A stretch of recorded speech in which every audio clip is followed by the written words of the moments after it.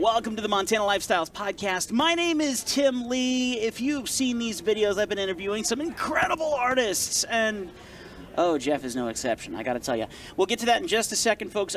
First off, you need to come here to this awesome, the Great Western Show. Over 240 plus artists and then some. So many gifted people, so many awesome souls.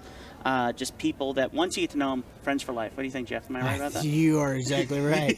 So many nice people. Incredible. Now, what show are you here with, Jeff? I'm with Great Western Show. Great Western Show. And let me tell you, folks, you really got to come. If you like big scale artwork. And personally, I'm a humongous fan of bears. If you like bears, I got to tell you, this guy is killing it on the bear side of things. But your technique is interesting, Jeff. Tell me a little bit about your background. Now, everyone said you need to make sure to interview the MGM guy. Yeah. So you got the name MGM guy. So tell me a little bit about the MGM guy. What is the story behind you, sir? Well, I worked for MGM for a few years. I worked for a small company. It was contracted by MGM. We worked on video box covers. Mm-hmm. So VHS. VHS awesome. Covers. And back in the 90s when Ted Turner bought all the old movies you see on Sunday matinees, they would do clips, cut art from the actual film itself? From the film itself. They'd make a negative and splice them together, and I would come and put them together, make it look like it was one picture, and then colorize it. So you're working from black and white on that? Yeah. Wow! Yeah. That's awesome. It was fun. It was a fun job. Now, airbrush is what you're doing. Now, was airbrush the way of the game back then as well? It was. Because you're having to work with translucent paints on all of that, right? Yeah. To put the black and whites together, I'd use opaques, black and whites. Right. And then you use transparent colors. It gives it such depth. Yes. And absolutely. Beautiful tones. With the black and white, kind of shows through a little bit. Yeah. And with the color tones, it was great. It was a great job. You liked the good times, didn't you? You had some good times back then, huh? I had a lot of good times. That's great. Yeah. So when did you decide to do this on such a humongous scale? I mean, these paintings are ginormous. I love painting ginormous. Larger than life. No, seriously, because you got this bear head that's huge. Yeah. And it's gorgeous. Yeah. Well, I'm getting a little older. Can't paint small anymore. No, not seriously. No, I love painting big. My wife tells me all the time, you need to paint smaller, but I love painting. Yeah, that's what I say. No, we're not putting you down, wife. We know you're going to see this later. Yeah. Thanks for watching the booth forum, by the way. Yes. But no, large scale is, to me, it's where it's at. Yeah. It's a piece of furniture. Yes. As a piece of art in your home needs to shine. Yeah. Well, and when your house is feeling dull, you're missing something. You got all the furniture, you got echo in the room. You're going, what is missing here? Yeah. A big, beautiful piece of some sort on the wall. It's going to make all the difference. Yeah. Now, so you've brought your career forward. You've taken the techniques of the past, which really wasn't that long ago. Come on. 90s. Yeah, 90s and such. And I'm a 90s kid. I grew up in the 90s, And I remember the tracking on the VHS tapes. Yeah. You're not going to get that with a DVD or MP4 these days. Yeah. And so with all of that technology coming forward, you're doing something that you don't see anywhere else in here. No, it's a lost art. It is. Airbrushing, you're going to see a lot of airbrushing YouTube channels where they're doing stuff like, designing the next tank on a motorcycle or whatnot, and pinstriping and things of that nature. Or T-shirts and hats and stuff. It's become very novelty. Right. And that's such a shame because there's something so beautiful about where it came from traditionally, what it was used for traditionally. Right.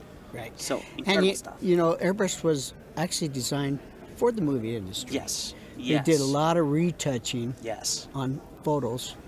And that's actually where my background is. I did 30 years of retouching before I went to the movie industry. And won national championships, statewide championships. Really? Yeah. Taking awards back with you. Awesome. Yeah.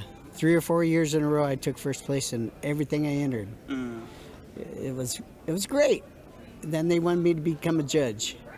Time to bail. Oh, yeah. Fair enough. Fair enough. You didn't want to have to judge other people's work. You just wanted to celebrate the art yourself, huh? Yeah. So now how long have you been doing this full-time for yourself?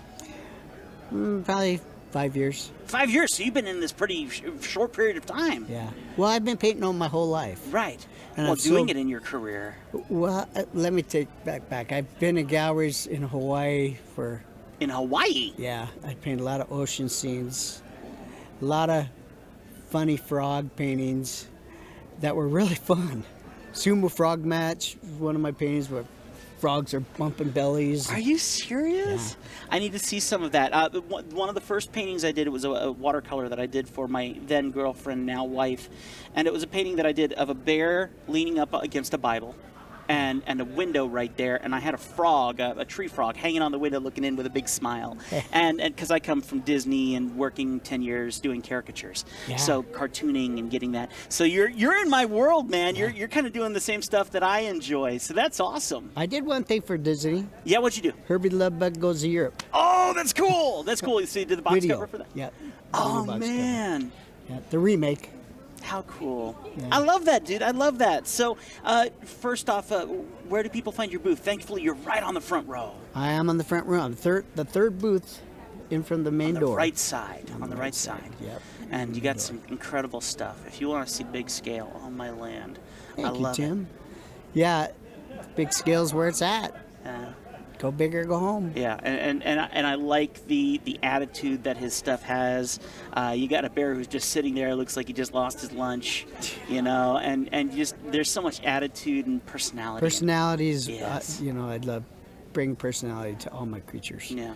That bear in particular, I got home from working one day and I was exhausted. I said, I need to paint a bear the way I feel.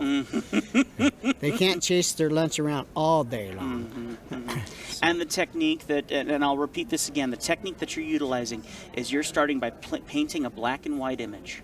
Completely. The whole thing's completely in black and Working on your contrasts, building up all those contrasts, and what a wonderful technique. I use that same technique in editing the videos that I do. Yeah. You just take away all the color, you focus on that saturation of black and white and getting that strong contrast, and then you add the color back in, you start mixing it all together. That's the way old masters painted. And it makes sense. It makes sense. The Vermeer style, all of that stuff, getting all of that all fleshed out, and then you start glazing in the color. Yeah. And it makes all the difference. Yeah. I love it. Creates I love it. Such depth. We want to get people to look at your social media and website. Where do they go? JeffHoppis.com. And let me tell you, you're going to love it. You're going to love it. Go and check them out. And folks, you're going to love the show. 240 plus artists. It is a killer place. You're going to meet new friends. You're going to incredible artists here. Yes, absolutely. And folks, do not miss out. We're here for 3 more days here in Great Falls, Montana. If you can make the trip, come spend some time with us. You will not regret it. Now, let's say some quick thank yous. Johnson Madison Lumber is a sponsor of our podcast. We're so incredibly thankful for them. If you're doing any kind of woodwork, if you're building your home, if your wife is watching far too much HGTV and whatnot, and it's time to build some new something amazing, go to Johnson Madison Lumber. 300 years of combined experience on the right stuff to do the task right. They are ready to help you out, and they're incredible people. And we thank them for sponsoring the podcast. Also, Ferrins Furniture for providing these 2 excellent chairs that they've loaned to us for this show, and they're quite comfortable. I feel very selfish right now sitting in this while everyone else is walking around or in their folding chairs. We're very thankful to them, so that's awesome. And then also, of course, all the people in charge of putting this show together, they have sponsored this podcast as well in each of these interviews, and we deeply appreciate all of them. Please do not miss out. Come and see this for yourself. Your heart will be touched. I will tell you that a show like this just 3 years ago in the middle of COVID changed my life. And that's why these paintings hang on the wall now. So it's because of people like Jeff here. So please come and see for yourself. We got more coming your way right here, the Montana Lifestyles Podcast. Do not miss out. Come and see us. The Great Western Show right here at the Montana Expo Park. We'll be right back.